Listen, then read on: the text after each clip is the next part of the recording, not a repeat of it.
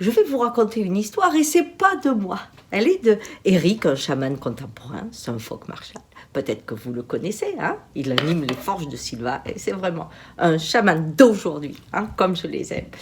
Et il a présenté une histoire qui m'a profondément touchée et apporté une clé à mes patients qui, pour certains, ont une route extrêmement douloureuse et longue. Vous connaissez parfois autour de vous ou vous-même, il y a des moments où on se dit « Non, c'est trop, ça fait 8 ans, ça fait 9 ans, ça fait 10 ans que je patauge et que je m'en sors pas. Je regarde ma vie, je me dis quand c'est que je vais fleurir, quand c'est que la vie pour moi sera comme tout le monde, hein, un bouquet de violettes. Voilà, quand ?» Alors il raconte cette histoire. Je vais la raconter beaucoup moins bien que lui, bien sûr, et à ma façon. Ah, c'est un homme, bien sûr, qui était en quête de soi et qui va dans la forêt, hein, comme toujours. Et il rencontre un Indien, hein, et il lui dit, voilà, j'ai une galère, mais la galère, chez moi, c'est mon quotidien. C'est toute ma vie, je m'en sors pas, c'est pas possible. Je suis dans la souffrance alors que je vois quand même autour de moi des gens qui sont dans la joie. Ils ont au moins un peu d'éclaircie, mais moi, c'est la pluie, c'est la pluie, c'est la pluie, c'est pas possible.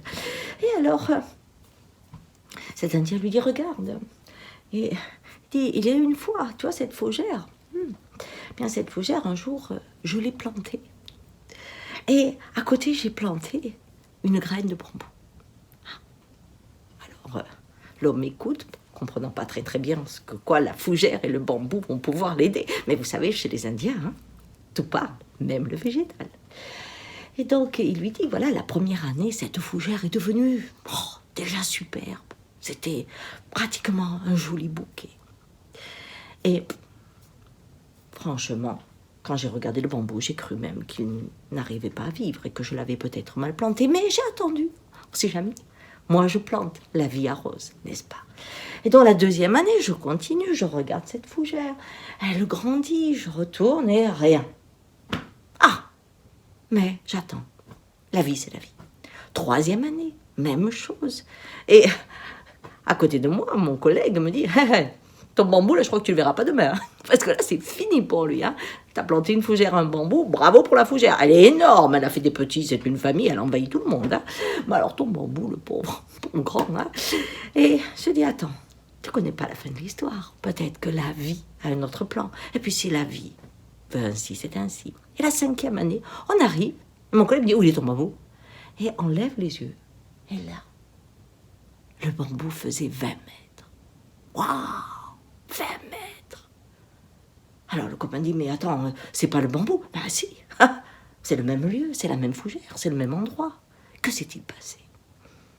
Eh bien, il s'est tout simplement passé que pendant ces 5 années, le bambou a fait ses racines. Il a pris beaucoup de place, il s'est élargi sans que personne le voie, c'était à l'intérieur. Et quand la surface de ses racines a été assez grande, alors il a pu s'élever à la hauteur des racines qu'il avait construites. Quand votre route est longue, pensez que vous créez des racines et qu'à un moment donné, quand la porte s'ouvre, c'est un geyser d'amour, de joie, de vie qui vient. Alors ne désespérez pas, mais quand vous vous couchez ce soir, pensez, oui, ça dure peut-être des années, mais imaginez que vous avez fait des racines. Imaginez que ce que vous avez construit dans cette douleur, c'est des apprentissages, c'est des choses. Imaginez cela et tout d'un coup, célébrez d'avoir grandi à l'intérieur. Car c'est cette joie de rencontrer ce qui est vivant, où qu'il soit, qui nous fait grandir. Et peut-être atteindre 20 mètres. Allez, au revoir.